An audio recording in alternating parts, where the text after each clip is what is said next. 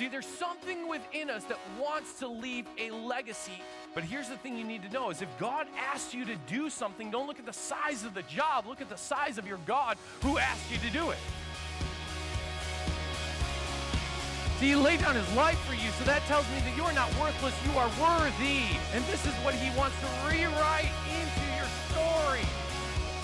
That reality impacts everything. Welcome, groups, to week 3 of Say What.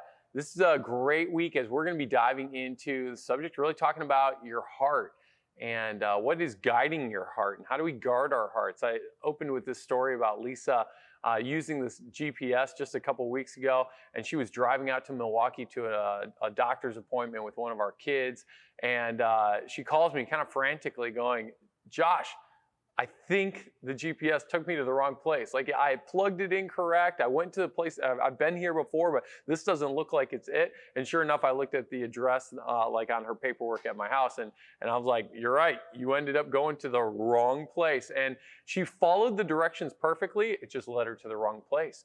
And I don't know how many of you would say, I feel like I've journeyed through life, sometimes even followed my heart or followed people or followed something, but the thing that I was following actually led me astray. Or somehow I've wandered away. I've wandered to a place where I found myself lost. And sometimes we might say it this way, that sometimes we look at people in life. Maybe you would say this about yourself, and you'd say, I don't know how it all happened, but they just lost their way.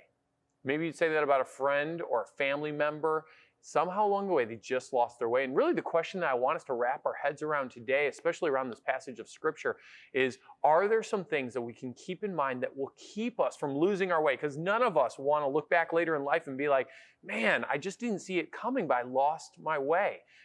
And we don't want to be that people. And we're looking at the Pharisees and Sadducees again this week, a shocking statement that Jesus makes to them. But these are well-intentioned religious leaders who, quite frankly, they just got really far off. And Jesus is addressing them in a pretty shocking way. It sounds really shocking because it sounds like Jesus is name calling.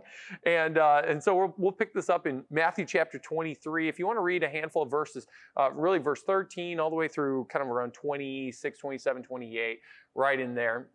But let me summarize some of them. In verse 13, he starts with this. It's the shocking statement. "Woe to you, teachers of the law, Pharisees, you hypocrites! You shut the door of the kingdom of heaven in people's faces. You yourselves do not enter, nor will you let those enter who are trying to." And he calls the Pharisees hypocrites.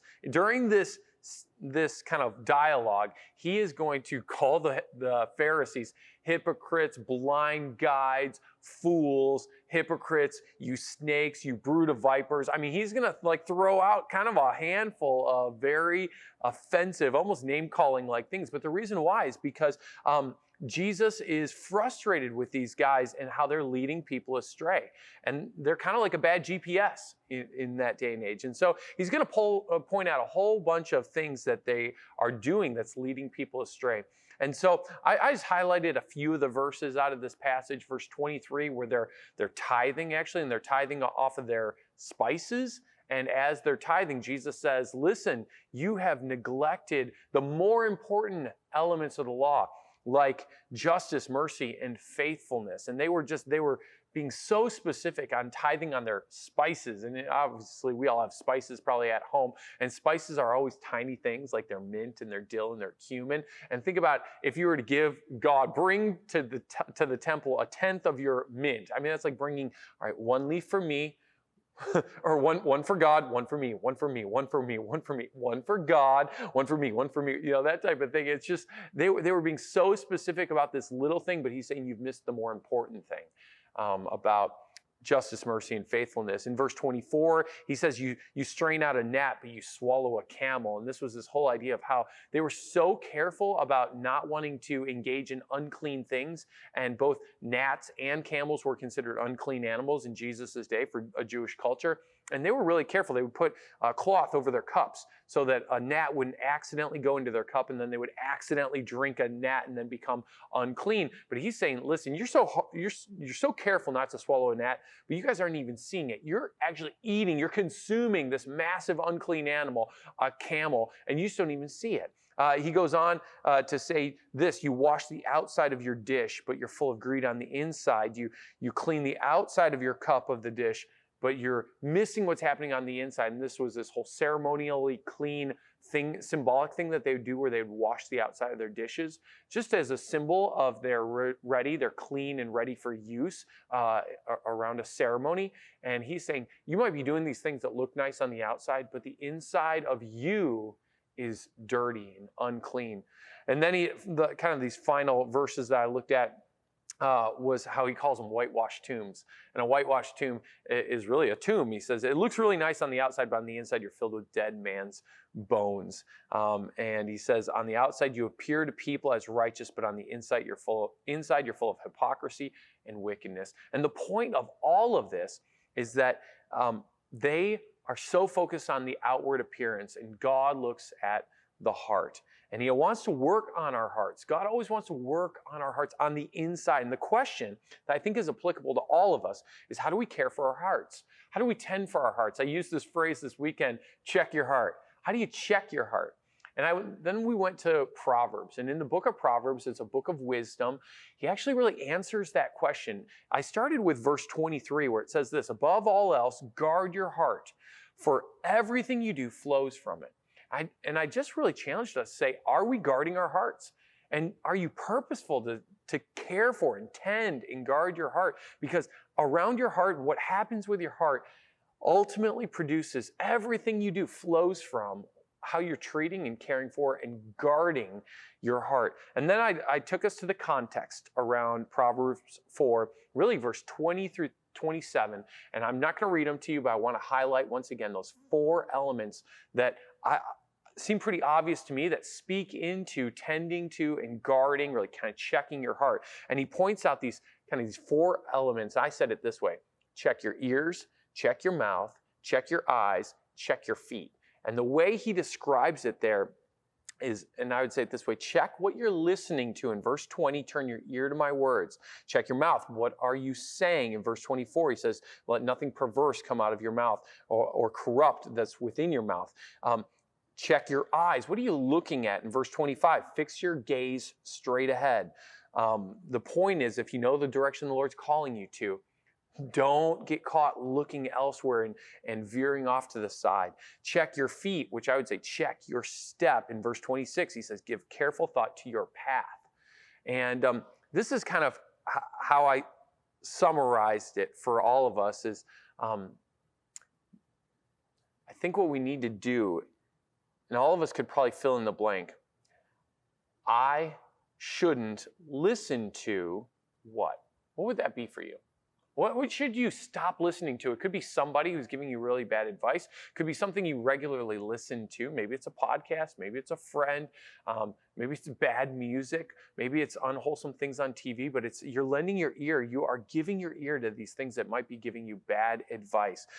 What is it that you might say? I shouldn't say. I've got to get control of my tongue, and I need to check what's coming out of my mouth because I'm speaking with anger or impatience, or I'm speaking down on people. I'm speaking rudely. I'm speaking negatively. What are the things that are coming out of your mouth that you need to check? Or I shouldn't look at.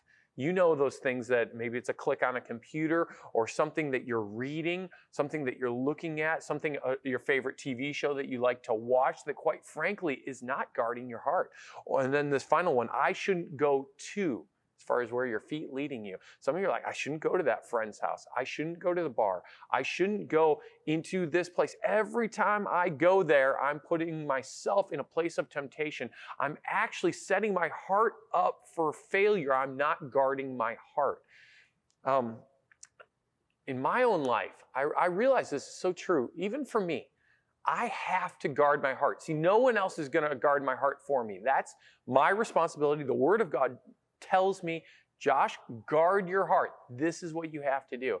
And so just to even give you an example of that in my own life, this is how I describe it, is Our smartphones are probably one of the main things that we welcome information into our lives, into our hearts, if you will. And I look at that through apps and things like that. That those are some of the things that sometimes I get lazy and I don't guard my heart through different apps I put on my smartphone. And so for me, I know this is not the correct application, but I think about having an appendectomy. It's get rid of the apps that are causing you to stumble or that are speaking the wrong things to you, or you're reading the wrong things you shouldn't see or hear. They're saying some things, they're guiding you to go in places you shouldn't go.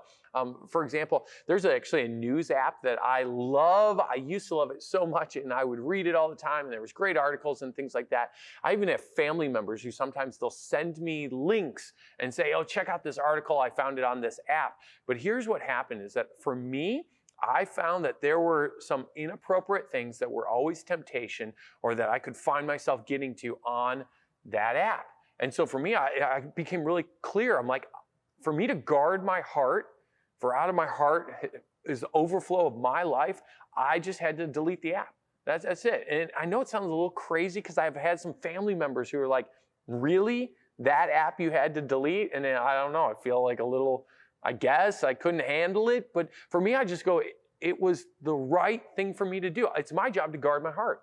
And for me to guard my heart, I got to get rid of that. And so that's just how I function with probably one of the main things that speaks into my heart, which is often what I read, hear, and see on my smartphone. So that's my number one thing that I'm constantly saying. I get rid of anything that's a temptation, anything that might lead me astray, because I don't want to be looking back someday and say, man, somehow along the way you got lost, just like the Pharisees and Sadducees did.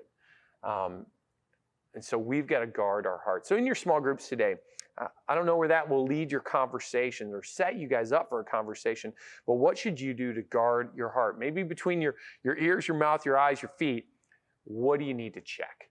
And so enjoy your conversations. Be honest with one another. Go to those hard places, the hard places that speak into what's really forming your heart and guiding your heart, and make the tough choices to guard your hearts this week. We'll see you guys next week.